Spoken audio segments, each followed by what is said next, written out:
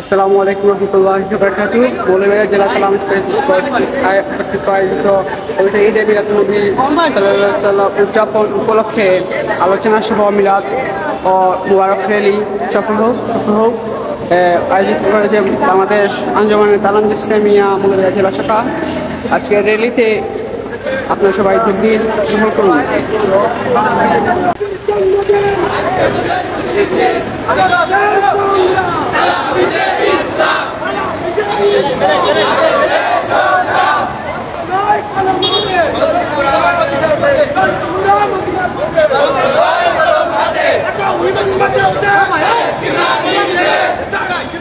এখন আইতেন না